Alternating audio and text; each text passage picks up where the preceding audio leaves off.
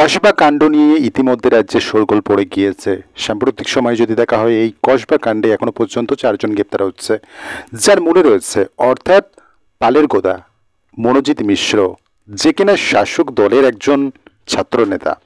সব থেকে বড় কথা হলো, এই যে অভিযুক্ত, এ যে কতটা প্রভাবশালী কার্যত সেই জিনিসটা কিন্তু কলকাতা পুলিশও দাবি করছে।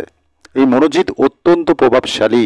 সেক্ষেত্রে আদালতে যখন মনোজিৎ মিশ্র জামিনের জন্য আবেদন জানাচ্ছে, সেক্ষেত্রে কিন্তু প্রশাসনের তরফে এরকম একটা বিরোধিতা করা হচ্ছে যে এই ব্যক্তি অত্যন্ত প্রভাবশালী, ফলত একে জামিন দেওয়াটা হয়তোবা উচিত হবে না। যদি দেওয়া হয় সেক্ষেত্রে তদন্তে হয়তোবা কিছু গরমিল দেখা দিতে পারে। এ ব্যক্তি হয়তোবা তথ্য প্রমাণ লোপাটের মতো একটা কাজ করতে পারে। এই জিনিসটা কিন্তু কোথাও না কোথাও আশঙ্কা করা হচ্ছে। আর এই যে ব্যক্তি, এ যে কতটা প্রভাবশালী শাসক দলে থেকে, তার বিভিন্ন কর্মকাণ্ডের মাধ্যমেই সেই সমস্ত জিনিসগুলো কিন্তু আরও নিশ্চিত হচ্ছে যে এই ব্যক্তি যদি জেলের বাইরে যায়, সেক্ষেত্রে এই তদন্তে এই ঘোটালা পাকাবার একটা চেষ্টা করবে। ফলত এটা কিন্তু স্পষ্ট হচ্ছে। দেখা যাচ্ছে কসবা ল কলেজে এই যে মনোজিৎ মিশ্র, এ একাধিক কুকীর্তি রয়েছে। কখনো ছাত্রদের মারধর, ছাত্রছাত্রীদের অশালীন কথাবার্তা বলা, এমনকি যারা ছাত্রছাত্রী রয়েছে তারা বাবা মাদেরও ধমকাচ্ছে এই মনোজিৎ মিশ্র। এবং সাম্প্রতিক সময়ে যদি দেখা হয়, এই ব্যক্তিকে তো আপাতত পাকড়াও করা হয়েছে এবং তার বিরুদ্ধে একাধিক মামলাও রুজু করা হচ্ছে, যাতে সে কোনোভাবেই পুলিশের জাল ছেড়ে বেরোতে না পারে। সাম্প্রতিক সময়ে তাকে আদালতেও তোলা হচ্ছে, আলিপুর আদালতে। সেক্ষেত্রে আমরা যদি দেখি, এরকম একটা জিনিস সামনে আসছে, এই যে কসবা ল কলেজের যিনি ভাইস প্রিন্সিপাল রয়েছেন, তিনি মনোজিৎকে নিয়ে কি অভিমত পোষণ করতেন, সেই বিষয়টাও কিন্তু সামনে আসছে। কসবা ল কলেজের ভাইস প্রিন্সিপাল অত্যন্ত স্নেহের চোখে দেখতেন মনোজিৎকে। অর্থাৎ এই সমস্ত জিনিসগুলো ঘটছে, একাধিক কুকীর্তি করছে, কলেজে দাদাগিরি করছে, যে সমস্ত জিনিসগুলো কাম্য করা যায় না সেগুলো কিন্তু এই শাসক দলের ছত্রছায়ায় থেকে করছে। কোথাও না কোথাও কিন্তু সেই যে জিনিসটা কলেজের কর্তৃপক্ষ থেকে হয়তোবা যে পদক্ষেপটা নেওয়া উচিত ছিল, কোথাও না কোথাও তার বিপরীত চিত্র দেখা যাচ্ছে। ভাইস প্রিন্সিপাল সে কিনা আবার এই ব্যক্তিকে স্নেহের চোখে দেখছে। এক্ষেত্রে একটা রাজনৈতিক প্রভাব এর মূলে হতে পারে।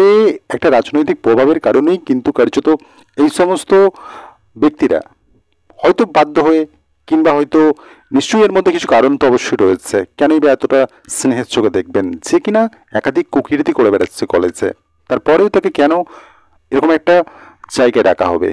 এবং এই মনোজিৎ মিশ্র সহ একাধিক ব্যক্তি যারা গ্রেপ্তার হয়েছে, তারা কিন্তু একটা ছলচাতুরি করছে, অর্থাৎ পরস্পর বিরোধী মন্তব্য করছেন বা বয়ান দিচ্ছেন, যাতে তদন্তকারী দল ভুল পথে পরিচালনা হয়। অর্থাৎ এরা একটা ফোন দিয়ে আসছে, পরস্পর বিরোধী মন্তব্য বা বয়ান দিচ্ছে।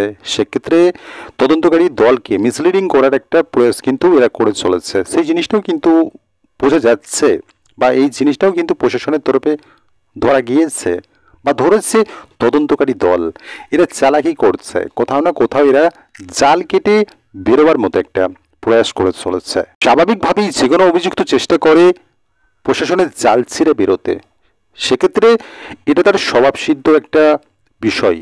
কিন্তু বাস্তবিকভাবে এই যে সাম্প্রতিককালের ঘটনা, মনোজিৎ মিশ্র সহ তার বন্ধুদের গ্রেপ্তার হওয়া, কসবা ল কলেজের একজন গার্ড গ্রেপ্তার হওয়া, তারা এই সমস্ত বিষয়গুলো কিন্তু করছে যাতে কোনো না কোনোভাবে জামিন পাওয়া যায়, সেই চেষ্টা অবিরত করে চলেছে। কিন্তু যেভাবে তারা পাকড়াও হয়েছে, শক্তপোক্ত প্রমাণ সামনে আসছে, সেক্ষেত্রে এদের জাল ছিঁড়ে বেরোনোটা কার্যত সম্ভব নয়। সেই জিনিসটাই কিন্তু নিশ্চিত করছে কলকাতা পুলিশ। যখন এই বিষয়টা আদালতে উঠছে, যখন মনোজিৎ মিশ্র জামিনের জন্য আবেদন জানাচ্ছে, সেক্ষেত্রে কিন্তু বরাবরই এই দাবিটা রাখা হচ্ছে যে এই ব্যক্তি অত্যন্ত প্রভাবশালী। সেক্ষেত্রে এই ব্যক্তির জামিন মঞ্জুর করাটা হয়তোবা তদন্তের জন্য একটা ঝুঁকিপূর্ণ বিষয় হবে।